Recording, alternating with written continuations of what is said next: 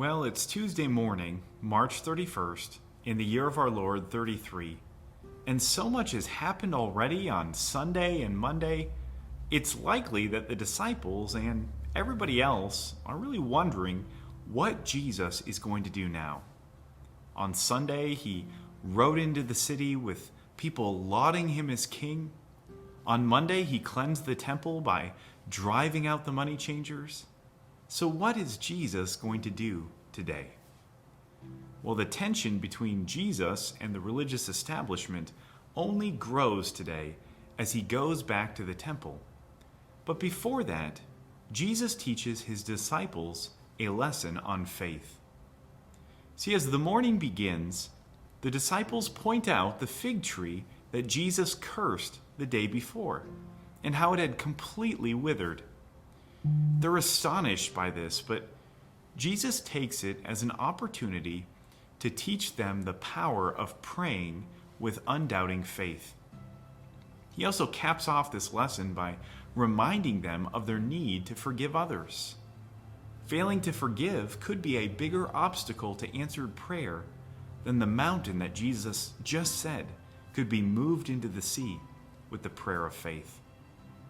And we should step back and consider whether our own prayers are hindered because we are unwilling to forgive other people while we enjoy the complete forgiveness offered through Jesus' work on the cross just 2 days later.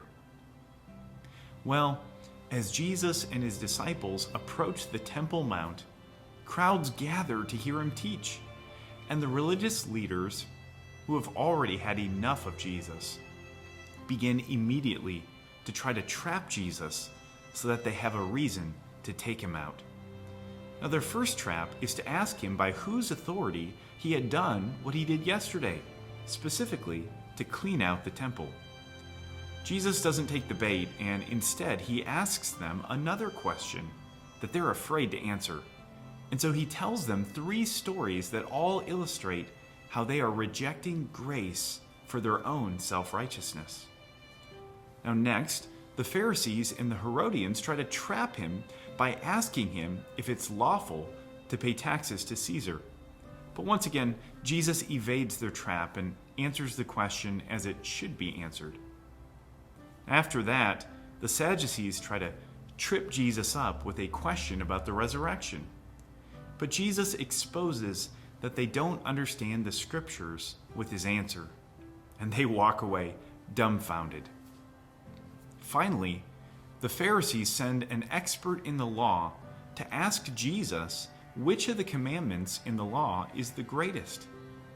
Jesus answers by saying that the law can be summed up in one word: love. Love to God and love for neighbor. Well, after this, Jesus goes on the offensive as he begins to critique the religious leaders by calling them hypocrites and blind guides. Jesus has no desire to become allies with the religious establishment. He has come to overthrow their authority. After what Jesus has said today, he will either assume power or he must be killed. It's important for us to recognize that Jesus didn't come to get along with every other religious leader or teacher. Jesus came to bring the truth about how we can be made right with God. Not all roads lead to heaven, and Jesus came to pave the one true road that leads to God. Sometimes telling people about this one way won't make them happy with you, but it's the most loving thing to do, and it's exactly what Jesus did the entire way to the cross.